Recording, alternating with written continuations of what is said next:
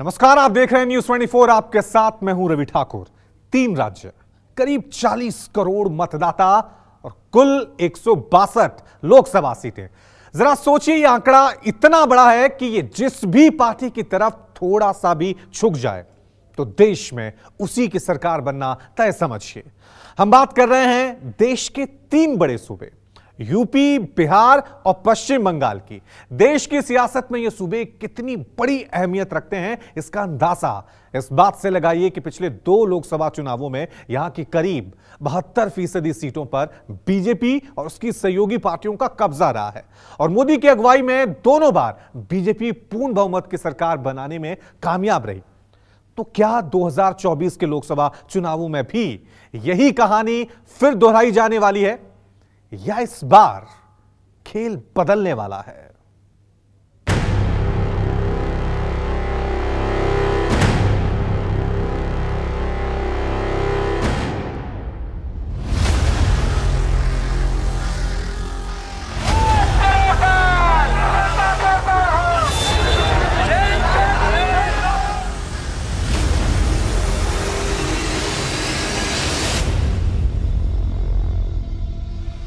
UP Hindustan का एक साधारण सूबा नहीं है, बल्कि यह देश की राजनीति की वो रणभूमि है जिसकी जमीन में मजबूती से जमे बगैर सियासत के सूरमाओं के लिए राजधानी दिल्ली की तरफ रुख करना करीब करीब नामुमकिन है। तभी तो पिछले 75 सालों में यह सियासत की सबसे बड़ी किंवदंती बन चुकी है कि लाल किले तक पहुंचने का रास्ता सिर्फ और सिर्फ लखनऊ से होकर ही गुजरता है। यूपी जिस ओर मुड़ जाए, सत्ता उसी की झोली में गिर जाए। यूपी जिस पर मुहर लगा ले, उसकी सरकार बन जाए और यूपी जिसे बुला ले, वो प्रधानमंत्री बन जाए।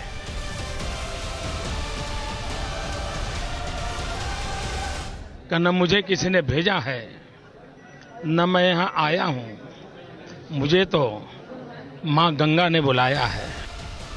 तभी तो लोकसभा चुनावों में अभी करीब करीब 1 साल का वक्त बचा है, लेकिन तमाम सियासी पार्टियां अभी से ही यूपी के मतदाताओं का मन जीतने की कोशिश में दिन रात जुट गए। तैयारी सबकी जोरदार है, मगर बीजेपी फिलहाल इन सब में सबसे आगे दिखाई दे रही है। हमारी रणनीति गुड गवर्नेंस है, सबका साथ, सबका विकास, सबका विश्वास है। केंद्र में मोदी जी के नेतृत्व में अभूतपूर्व कार्य हो रहा है। यहां पर आपने देखा है कि उत्तर प्रदेश में योगी जी के आने के बाद कुछ कुछ ऐसा लगता है, मतलब हम लोग तो दिल्ली में भी रहते हैं, तो दिल्ली और उत्तर प्रदेश में जब आते हैं तो लगता है जैसे युग बदल गया है पिछले 7 वर्षों में। तो मुझे लगता है कि जिस विकास के पथ के ऊपर भारतीय जनता पार्टी ले जा रही है, ऐसा प्रतीत होता है कि किसी सदी में यदि भारत का अभ्युदय होना है तो शायद नरेंद्र मोदी जी को ही नियति ने उसके लिए चुना है। बीजेपी के पास राम मंदिर और ध्रुवीकरण वाले एजेंडे सांप्रदायिक मुद्दों के अलावा कुछ नहीं है। विपक्ष के पास बहुत सारे मुद्दे हैं, महंगाई, बेरोजगारी, नौजवान, किसान। जिस तरीके से जीडीपी का बंटाधार हुआ है, जिस तरीके से अर्थव्यवस्था की हर सेक्टर में इस सरकार ने चौपट कर दिया है, उन सारे मुद्दों के साथ समाजवादी पार्टी और उनके घटक दल 2024 के चुनाव में जाएंगे। माना जा रहा है कि बीजेपी एक बार फिर उसी पुराने फॉर्मूले पर चुनावी मैदान में उतरने वाली है, जैसे वो पिछले लोकसभा चुनाव और उसके बाद के विधानसभा चुनाव में उतरी। हार्ड हिंदुत्व के साथ मोदी और योगी के चेहरे की बदौलत ही वो साल 2019 में 2014 वाला करिश्मा दोहराने में कामयाब रही। तब बीजेपी को यूपी की 80 सीटों में 62 पर जीत मिली थी। बीजेपी के सहयोगी अपना दल भी 2 सीटों पर जीत का परचम फहराने में कामयाब रही। बीएसपी को 10 सीटें मिली, जबकि समाजवादी पार्टी 5 और कांग्रेस महज 1 सीट तक सिमट गई। साल 2024 से पहले अयोध्या में भव्य राम मंदिर बनकर तैयार हो जाएगा और बीजेपी इसे लोकसभा चुनाव में भुनाने की पूरी कोशिश भी करेगी। साथ ही साथ मोदी और योगी के चेहरे और हार्ड हिंदुत्व की लाइन पर आगे बढ़ते हुए वो साल 2019 के लोकसभा चुनाव और साल 2022 के विधानसभा चुनाव में मिली ऐतिहासिक जीत को दोहराने की पूरी कोशिश भी करेगी। और अगर ऐसा होता है तो लगातार तीसरी बार नरेंद्र मोदी का प्रधानमंत्री बनना बिल्कुल भी मुश्किल नहीं होगा। अब सवाल है कि यूपी में बीजेपी से मुकाबला करने के लिए विपक्षी दलों की रणनीति आखिर क्या होगी। देखिए, उत्तर प्रदेश की 80 सीटों पर अगर भारतीय जनता पार्टी को किसी भी तरह की चुनौती देनी है तो समग्र विपक्षी दलों को एक होना होगा। नीतीश कुमार की पटना रैली से एक कवायद शुरू हो रही है। उस बात की चर्चा है कि हर जगह अपोजिशन से खाली एक बड़ी पार्टी कैंडिडेट होगा। अगर ऐसा होता है तो मुकाबला भाजपा का किया जा सकता है, लेकिन उत्तर प्रदेश में ऐसे हालात नहीं हैं। यहाँ अखिलेश अलग हैं, मायावती अलग हैं, छोटे दल अलग हैं, कोई इतना बड़ा अलायंस होने के चांस नहीं है। यहाँ पे अपोजिशन की स्थिति अगर देखी जाए तो एक तरीके से अगर यूनाइटेड अपोजिशन यहाँ होता है तो तब तो वो बीजेपी को टक्कर देने की स्थिति में है, लेकिन अगर विपक्ष यूनाइट नहीं होता है तो जो बीजेपी के खिलाफ के मतदाता हैं, क्या वो उसी तरह गोलबंद होंगे जैसे विधानसभा चुनाव में गोलबंद होकर समाजवादी पार्टी के पक्ष में खड़े हुए थे? अगर ऐसा होता है तो निश्चित तौर पे समाजवादी पार्टी गोलबंदी में विपक्ष के जो मत हैं उनकी गोलबंदी में वो चुनौती दे सकती है। लेकिन अगर ऐसा नहीं होता, यानी कि जनता बसपा की तरफ भी देखेगी, कांग्रेस की तरफ भी देखेगी, सुहेल देव भारतीय समाज पार्टी की तरफ भी देखेगी, अगर वो किसी गठबंधन से नहीं लड़ते हैं तो एक भिन्न स्थिति हो। हमारी तो पहली प्राथमिकता अखिलेश जी मायावती जी से बात कर लें। अखिलेश जी, मायावती जी, सोनिया जी और नीतीश जी एक मंच पे जयंत जी को लेकर जिस दिन आने का ऐलान करें, हमको 2 घंटा पहले बता दें कि आपको भी इसमें आना है। 2 घंटे बाद समय दें, वो हम समय से पहले पहुंच करके उस मंच पे पहले दिखाई देंगे। अखिलेश भी जातीय जनगणना को मुद्दा बनाने में कोई कोर कसर नहीं रखना चाहते, इसीलिए वो ऐलान कर चुके हैं कि जब वो सत्ता में आएंगे तो सबसे पहले जातीय जनगणना कराएंगे। मगर सत्ता में आने की संभावना को बनाए रखने के लिए ये जरूरी है कि वो जल्द से जल्द अपने सहयोगियों को एकजुट करें। 2024 के लिए विपक्ष का मकसद बिल्कुल साफ है। अब महागठबंधन यात्रा की पटकथा लिखे जाने की बारी है, जिसके लिए बिहार की राजधानी पटना में बड़ी तैयारी हो रही है।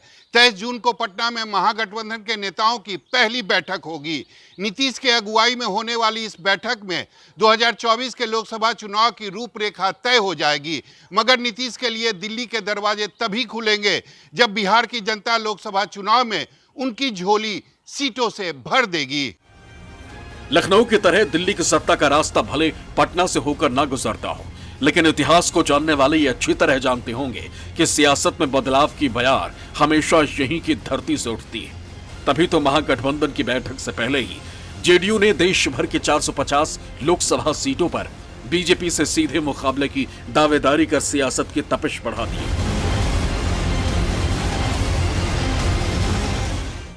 नीतीश कुमार विपक्षी एकता की अगुवाई कर रहे हैं। नीतीश कुमार प्रधानमंत्री पद के उम्मीदवार नहीं हैं। देश में लगभग 450 सीटों पर आम सहमति बन चुकी है। इन सीटों पर बीजेपी के विरोध में विपक्ष का एक ही उम्मीदवार होगा। देश के 450 लोकसभा सीटों पर जो भी हो, मगर कम से कम बिहार के 40 सीटों पर इस बार नीतीश और तेजस्वी की जोड़ी बीजेपी को सीधे सीधे चुनौती देने की स्थिति में तो दिखाई दे ही रही है। इसकी सबसे बड़ी वजह है नीतीश कुमार। साल 2005 के बाद से बिहार की सियासत भले जिस भी करवट बदली, मगर नीतीश जिस तरफ रहे सत्ता की चाबी उसी तरफ रही। ऐसे में बीजेपी के लिए इस बार बिहार को भेदना आसान नहीं होगा। आदरणीय नीतीश कुमार जी लगातार विपक्षी एकजुटता की मुहिम में लगे हुए हैं और उसके सकारात्मक परिणाम भी दिखाई पड़ रहे हैं। उत्तर प्रदेश, बिहार, बंगाल ऐसे प्रदेश हैं जहां इतनी सीटें हैं कि यहीं से केंद्र में बनने वाली सरकार की दशा और दिशा तय होती है। पिछली बार एनडीए को पूरा समर्थन मिला था, लेकिन इस बार जिस तरह से विपक्षी एकजुटता की मुहिम चल रही है और जिस तरह से विपक्ष की सभी पार्टियां एक प्लेटफॉर्म पर बैठ रही है, एक मजबूत गठबंधन तैयार होगा और यही प्रदेश भारतीय जनता पार्टी के नेतृत्व में चल रही एनडीए की सरकार को देश की सत्ता से बेदखल करेगी, क्योंकि देश की जनता ने इनके असली चेहरे को पहचान लिया है। 23 जून को गैर भाजपा विपक्षी दलों के नेताओं की बैठक के बाद पूरे देश में बीजेपी के खिलाफ जो हवा है वो और तेज हो जाएगी और भाजपा मुक्त भारत बनाने का संकल्प में और गति आएगी। जो महाजुटान होगा, विपक्षी दलों के नेताओं का महा ऐलान भी होगा। नीतीश तेजस्वी की जोड़ी और मजबूत होगी। जिस तरह से हिंदुत्व का कार्ड खेलना चाहती है बीजेपी, इसका कोई फायदा नहीं होगा। कर्नाटका चुनाव में उनको बीजेपी को ये दांव उल्टा पड़ गया। 23 जून को महागठबंधन की पटना में होने वाली बैठक ज्यादा जोगी मठ उजाड़ और मेढकों को तराजू पर तोलने की कवायद है। अब सभी अपनी ढपली अपना राग अलाप रहे हैं। कोई भी व्यक्ति कह दे कि नीतीश कुमार जी प्रधानमंत्री पद के उम्मीदवार हैं, काबिल हैं। अब नीतीश कुमार जी देखिए कितने शातिर हैं, लेकिन इनका कोई मंसूबा दीवा स्वप्न पूरा नहीं होगा। भ्रष्ट आरजेडी की गोद में बैठकर कोई दीवा स्वप्न देखता है प्रधानमंत्री बनने का? यह अपने आप में ही हास्यास्पद और शर्मनाक है। अलग अलग पार्टी के नेता तो अपनी अपनी जीत के दावे करेंगे ही, मगर इतना तो तय है कि यूपी की 80 और बिहार की 40 सीटें मिलकर अगले लोकसभा चुनावों के नतीजों की लकीर खींचेंगी। ये 120 सीटें जिनकी भी झोली में गिरेंगी, दिल्ली की सत्ता पर उसी की दावेदारी सबसे ज्यादा मजबूत होगी। न्यूज 24 के लिए लखनऊ से अशोक तिवारी के साथ पटना से सौरभ कुमार की रिपोर्ट।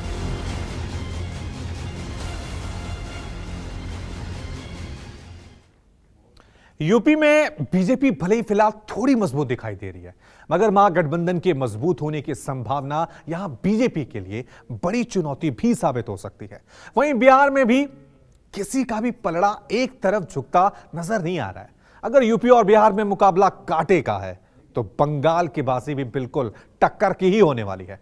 चुनाव से करीब एक साल पहले जिस तरह बीजेपी और टीएमसी चुनाव की तैयारियों में जुटी है, उससे साफ है कि बंगाल इस बार इन्हें या तो माला माल करेगा या फिर कंगाल।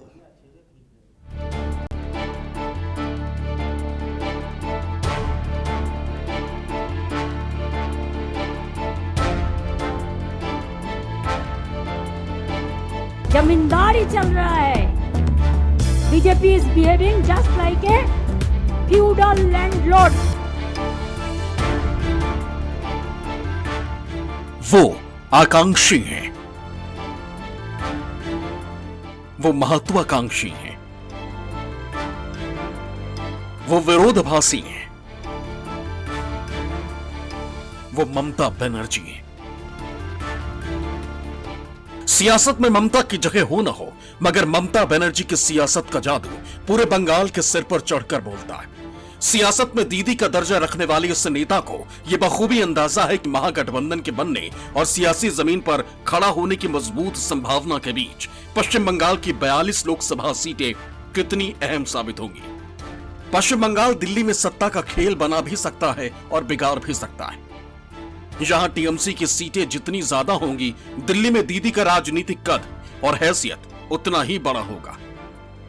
चुनाव में अगर महागठबंधन उम्मीद से बेहतर प्रदर्शन करने में कामयाब होता है तो उस हालात में दीदी किंग से लेकर किंग मेकर तक के बनने की सियासी संभावना भी अपने पास रखना चाहेंगी। शायद यही वजह है कि इस बार उन्होंने 42 में से 40 लोकसभा सीटें जीतने का बड़ा लक्ष्य कार्यकर्ताओं के सामने रखा है। जहां तक भाजपा का सवाल है, उन्होंने यही कार्ड खेला है। उनके पास डेवलपमेंट का कोई कार्ड नहीं है। और अब मैं बता देना चाहता हूं कि बंगाल की जनता तो छोड़िए, दक्षिणी भारत की जनता छोड़िए, पूरे देश की जनता ये हिंदुत्व मॉडल वाली जो बीजेपी की रणनीति, राजनीति और कूटनीति है, इसके विरुद्ध वोट देगी। युवा इसके विरुद्ध वोट देंगे, युवती इसके विरुद्ध वोट देंगे। वो अब देश हित में वोट देंगे। आज बंगाल, साथ ही साथ पूरा देश हित में वोट देगा। टीएमसी उसी राह पर लोकसभा चुनावों की तैयारियों में जुटी हुई है जिस रणनीति पर चलकर उसने तमाम कयासों के बीच 2021 के विधानसभा चुनाव में जीत का परचम लहराया। ममता शायद देश की मौजूदा इकलौती ऐसी मुख्यमंत्री हैं जो हर विधानसभा चुनाव के बाद सियासी तौर पर और भी ज्यादा ताकतवर होती गई। 2011 विधानसभा चुनाव में टीएमसी को 184 सीटें मिली, जबकि उनका वोट प्रतिशत 39 रहा। 2016 में उनकी सीटों की संख्या बढ़कर 2011 हो गई और वोट 6% तक बढ़ गए। वहीं 2021 में उनकी पार्टी को 215 सीटें मिली, जबकि उनका वोट प्रतिशत बढ़कर 48 तक पहुंच गया। आंकड़ों में तो सब ठीक ठाक ही दिखाई देता है, मगर ममता को भी यह अंदाजा होगा कि अगले साल होने वाले लोकसभा चुनावों की राह शायद उनके लिए इतनी आसान न हो जितनी यहां से दिखाई देती है। इसकी बानगी पिछले विधानसभा चुनाव के दौरान ही दिख चुकी है। प्रधानमंत्री मोदी और उनके चाणक्य अमित शाह ने अपने हार्ड हिंदुत्व के फॉर्मूले से बीजेपी को ताकतवर दीदी के सामने एक बार तो मुकाबले में बराबर लाकर खड़ा कर चुके थे। नतीजों में पार्टी को सीटें बेशक 75 ही आई हों, मगर पार्टी बंगाल की धरती पर हिंदुत्व का उबाल लाने में करीब करीब कामयाब तो हो ही गई थी। इस फॉर्मूले पर 2019 के लोकसभा चुनाव के आंकड़े तो उनके लिए और भी उत्साहवर्धक थे। तब टीएमसी 22 लोकसभा सीटें जीतने में कामयाब जरूर रही, मगर राज्य में बीजेपी का आंकड़ा बढ़कर 18 तक पहुंच गया। बाकी 2 सीटें कांग्रेस के पास गईं। बीजेपी बेशक इस बार इन आंकड़ों को और भी बेहतर करना चाहेगी। पश्चिम बंगाल में विधानसभा का चुनाव आते ही जिस तरीके से सत्ताधारी दल हिंसा का रास्ता अपनाई है, ऐसे में आपका यह प्रश्न कि भारतीय जनता पार्टी हिंदू और मुस्लिम में विभेद पैदा करके चुनाव लड़ना चाहती है, ये किसी भी तरह से ये समझ में ही आने लायक विषय नहीं है। जबकि पश्चिम बंगाल में पिछले 10 वर्षों से ग्राम पंचायत के माध्यम से जो पश्चिम बंगाल के लोगों को मूलभूत सुविधाएं मिलनी चाहिए, जो केंद्र सरकार की योजनाएं जनता तक पहुंचनी चाहिए, उन सभी योजनाओं में भेदभाव हुआ है। अभी जबकि लोकसभा चुनावों में करीब करीब 1 साल का वक्त बचा, यहां से ये कहना मुश्किल होगा कि पश्चिम बंगाल में फिलहाल किसका पलड़ा भारी है, मगर इतना तो तय है कि यहां की धरती पर एक बार फिर एक दिलचस्प सियासी संग्राम देखने को मिलेगा। न्यूज़ 24 के लिए कोलकाता से मनोज कुमार की रिपोर्ट।